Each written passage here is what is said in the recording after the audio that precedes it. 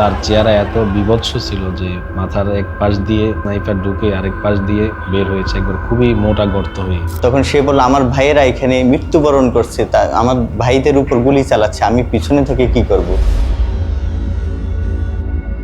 আমাদেরকে আন্দোলনের প্রতি উৎসাহমূলক গল্প সংগ্রহ করে আমাদেরকে পাঠাইতো। আমাদের ওই দিন সবারই ধারণা ছিল যে হয়তোবা আমরা আর কেউ বেঁচে ফিরে আসতে পারবো না। সবাই যখন দেখাইলো তখন আমি তো দেখলাম যে পায়ের মধ্যে পায়জামা, তখন তো আমার পুরো হয়ে গেলো যে না, এই আমার ছেলে। একজন মায়ের কাছে পৃথিবীর সবচেয়ে সুন্দর শব্দ, আম্মু আমি আসছি। কিন্তু কিছু অপেক্ষা আর কোনোদিন শেষ হয় না, কিছু দরজা আর কোনোদিন খোলে না, কোনো সন্তান আর কোনোদিন ঘরে ফেরে না।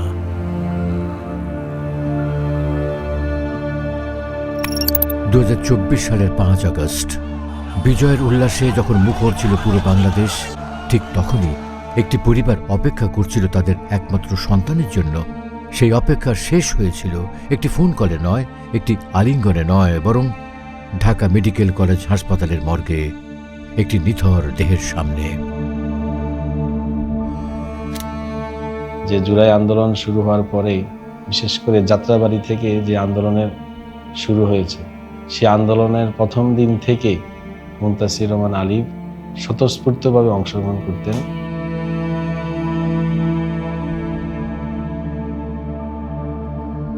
শহীদ সৈয়দ মুনতাসির রহমান আলিফ একটি বিপ্লবী নাম, কোরআনের আলোয় আলোকিত, জিহাদ ও শাহাদাতের তামান্নায় বিভোর অযুত সম্ভাবনার এক প্রস্ফুটিত গোলাপ।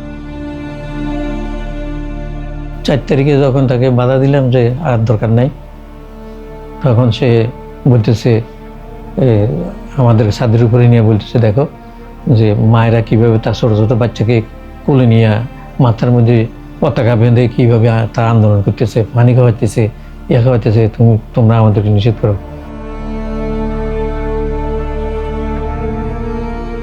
আগের দিন যে নির্দেশনা ছিল, আমরা 12টা পর্যন্ত সবাইকে নিয়ে শাহবাগের দিকে আমরা অগ্রসর হব। দায়িত্বশীল আমাদের সিবগাতুল্লাহ ভাই, উনি আমাদেরকে নির্দেশনা দেন বিকল্প রাস্তা দিয়ে হলেও আমরা যেন 2টার মধ্যেই আমরা শাহবাগে উপস্থিত হই এবং শাহবাগ থেকে আমরা একসাথে গণভবনের দিকে যাব।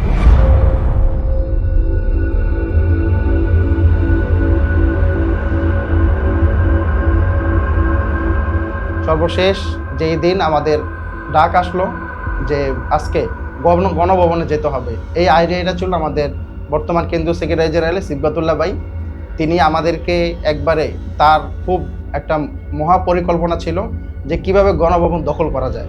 তিনি ঢাকা শহরের প্রায় 9টা স্পট থেকে একই সাথে মানুষ গণভবনের দিকে মুভ করবে, এরকম স্পটগুলো তিনি বাছাই করেন যে এই 9টা স্পটে একসাথে আন্দোলন শুরু হবে এবং এই 9টা স্পট থেকে একত্রে সবাই যখন গণভবনের দিকে আগাবে, সবাই একই সময় গণভবন পর্যন্ত চলে আসতে পারবে, কিন্তু শুরু হবে 9 দিক থেকে। তো প্রশাসন এটা কোনোভাবেই বুঝতে পারবে না যে এই 9টা কোথায় কে কোন পর্যন্ত যাবে, লক্ষ্য একটাই গণভবন। কারণ সিবগাতুল্লাহ ভাই তখন বলেছিলেন যে যারা গুলি করে ওদেরকে না ধরে গুলির নির্দেশ যেখান থেকে আসে আমাদেরকে ওখানে ধরতে হবে। আমি দেশ তো স্বাধীন বলতেছে, এই স্বাধীনতা তো 54 বছর থেকে তোমরা শুনে আসতেছো, কই কি হয়েছে? সুতরাং আমাদের চাপাচাপি করিও না, চাপাচাপি করলে আমার এটা আমি মানব না। সে চাবি নিয়ে আস্তে বেরিয়ে চলে গেছে। 5 আগস্টের সন্ধ্যা, একদিকে বিজয়ের উল্লাসে মুখর শহর, অন্যদিকে অনির্বচনীয় নিরাপত্তায় মোড়ানো আকাশ, যেন আনন্দ ও শোকে বিভক্ত 2টি ভুবন একসাথে অস্তগামী সূর্যের নিচে বিলীন হয়ে যাচ্ছে। বাতাসে তখনও বারুদের আঁচ, চারিদিকে আন্দোলনের বিস্ফোরিত চিহ্ন।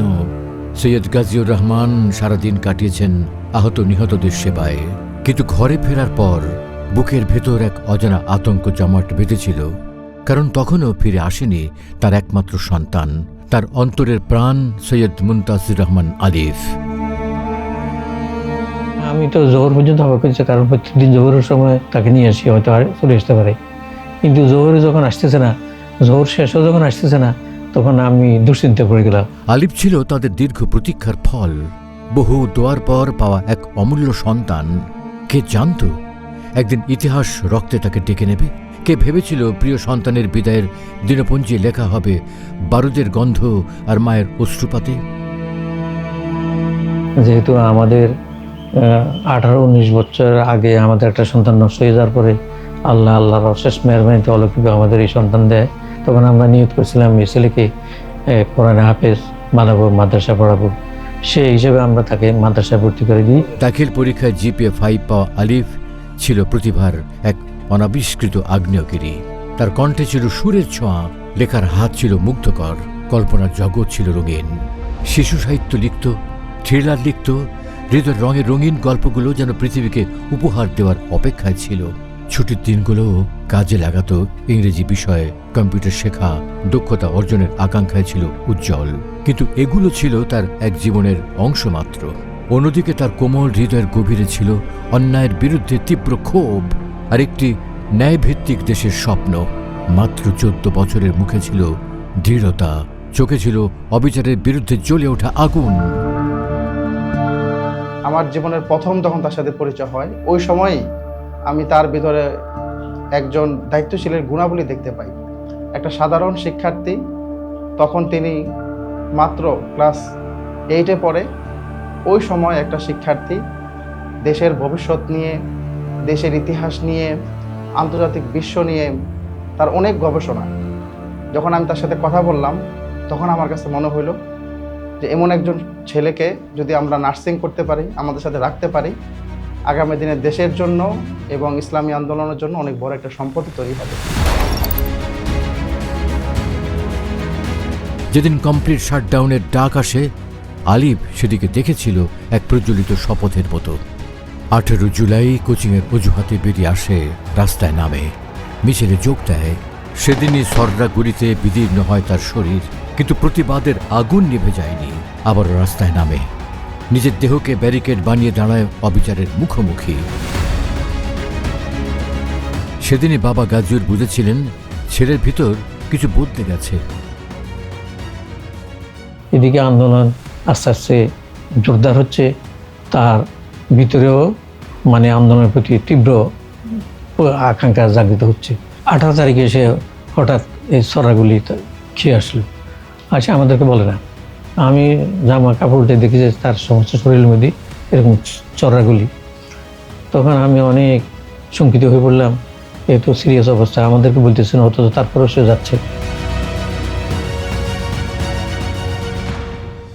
আমি দেখলাম যে ফ্লাইওভারের উপরে একেবারে সামনের সারিতে চলে গিয়েছিল এবং জিজ্ঞেস করলাম, তুমি এত সামনে আসছো কেন? পুলিশ তখন গুলি চালাচ্ছে, স্নাইপারে গুলি হচ্ছে। তখন সে বলল, আমার ভাইয়েরা এখানে মৃত্যুবরণ করছে, তা আমার ভাইদের উপর গুলি চালাচ্ছে, আমি পিছনে থেকে কি করব?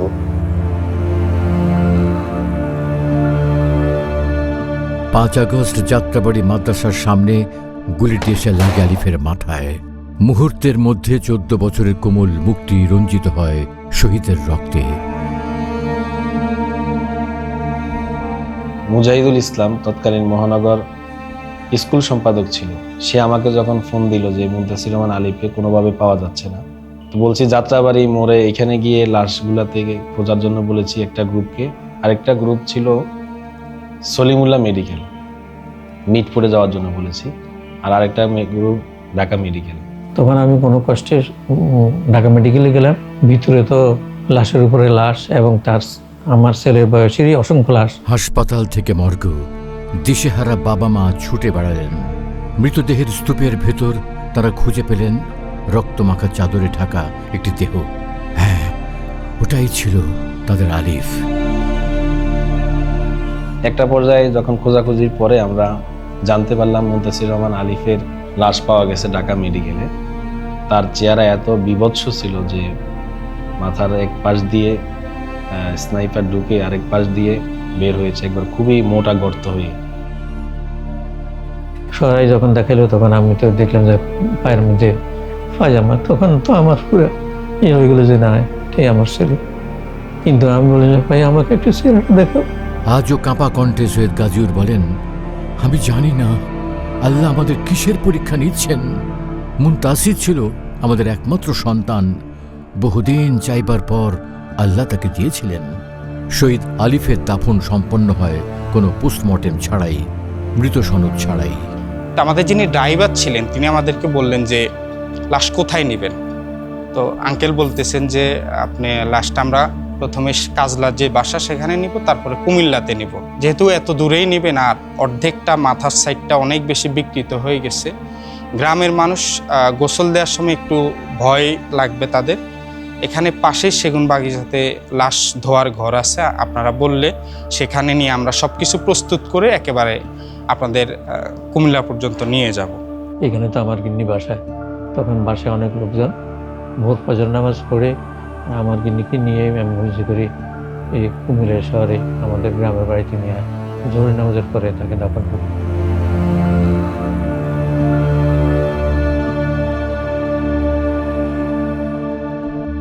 মানুষ বেঁচে থাকে মূলত তার নামের ভিতর দিয়ে নয়, বরং বেঁচে থাকে তার কর্মের ভিতর দিয়ে।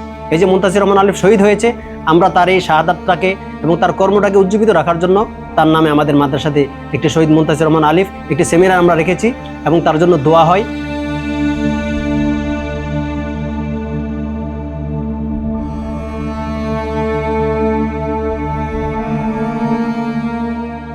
আমি আমার সাংগঠনিক লাইফে শহীদ মুনতাসির রহমান আলিফের মতো এমন দ্বিতীয় কোনো ব্যক্তিকে খুঁজে পাই নাই, যে এত ছোট বয়সে তার দেশকে নিয়ে এত ভালোবাসা, দেশের ভবিষ্যৎ নিয়ে তার এত গবেষণা এবং পৃথিবীর সাথে তাল মিলিয়ে দেশকে এগিয়ে নেওয়ার জন্য তার এত চিন্তা, এই বিষয়গুলো আমি দ্বিতীয় কোনো ব্যক্তির কাছে খুঁজে পাই নাই।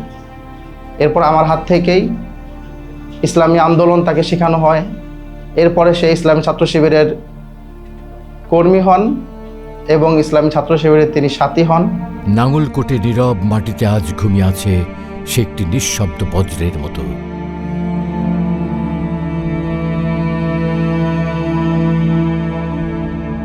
একটু চিন্তা করে দেখুন তো, যে বাবা মার একমাত্র সন্তান তিনি শাহাদত বরণ করেছেন, তার পরিবারকে কি সান্ত্বনা দিবেন আপনি? কি ভাষা আছে বলুন? তাদের রক্তের বিনিময়ে তো আজকের বাংলাদেশ। আমি দেশবাসীকে বলবো, আসুন শহীদদের রেখে যাওয়া যে স্বপ্ন, তাদের যে আকাঙ্ক্ষা ছিল, তাদের যে আশা ছিল, সেটা বাস্তবায়নের দায়িত্ব এখন আমাদের উপরে। আমরা সেই দায়িত্ব পালনের ক্ষেত্রে অগ্রণী ভূমিকা পালন করব। শহীদ মুনতাসির রহমান আলিফ একটি নাম, একটি অবিস্মরণীয় একটি ইতিহাস। মাত্র 19 বছর বয়সে তিনি যেভাবে বুক চেতিয়ে দিয়ে স্বৈরাচারের বিরুদ্ধে, ফ্যাসিবাদের সেই বিশাল দৈত্য দানবাকৃতির বাহিনীর বিরুদ্ধে কোনো ধরনের প্রোটেকশন ছাড়াই তিনি সেদিন দাঁড়িয়ে গিয়েছিলেন, জীবন দিয়েছেন, উৎসর্গ করেছেন তিনি নিজেকে। শহীদ মুনতাসির রহমান আলিফের মতো এমন অসংখ্য বিপ্লবীদের শাহাদাতের নাজরানার উপরেই দাঁড়িয়ে আছে আজকের এই বাংলাদেশ। শহীদ মুনতাসির রহমান আলিফ একজন মাদ্রাসার ছাত্র ছিলেন। তিনি ইসলামী ছাত্র শিবিরের ঢাকা মহানগর দক্ষিণের স্কুল ওয়ার্ডের একজন সাথী ছিলেন, শপথের জনশক্তি ছিলেন। শপথের জনশক্তি হিসেবে সারা দেশে যখন তার সঙ্গী সাথীরা, সহপাঠীরা রাস্তায় নেমে এসেছিল, তিনি তখন ঘরে স্থির থাকতে পারেন নাই। তার পিতামাতাকে না জানিয়ে তার সহপাঠীদের মতো হাজারো সহপাঠীদের সাথে নিয়ে তিনি সেদিন প্রতিরোধ গড়ে তুলেছিলেন। সারা বাংলাদেশ যখন সেদিন ফ্যাসিবাদ বিতাড়িত হওয়ার আনন্দে ফেটে পড়েছিল, তখনও যাত্রাবাড়ি ছিল আন্দোলনের কুরুক্ষেত্র, তখনও গোলাগুলি চলছিল। সেই গোলাগুলির মধ্যে ফ্যাসিবাদের পেটুয়া বাহিনী, সেই সন্ত্রাসী বাহিনীর বিরুদ্ধে সেই বিপ্লবী ছাত্র জনতা যারা দাঁড়িয়ে গিয়েছিল, শহীদ মুনতাসির রহমান আলিফ ছিল তাদের মধ্যে অন্যতম। আমরা এই বিপ্লবীদের শহীদের বিনিময়ে, রক্তের বিনিময়ে নতুন ফ্যাসিবাদ মুক্ত বাংলাদেশ পেয়েছি, নতুন বাংলাদেশ বিনির্মাণের স্বপ্ন আমরা দেখছি। তার স্মৃতি, তার সাহস, তার রক্ত ভবিষ্যতের পাতায় লিখবে অগণিত সত্য ও ন্যায়ের কাব্য। আর বাবা মায়ের চোখের প্রতিটি অশ্রুবিন্দু হয়ে থাকবে সেই ইতিহাসের পাতায় অমর শোকের স্বাক্ষর।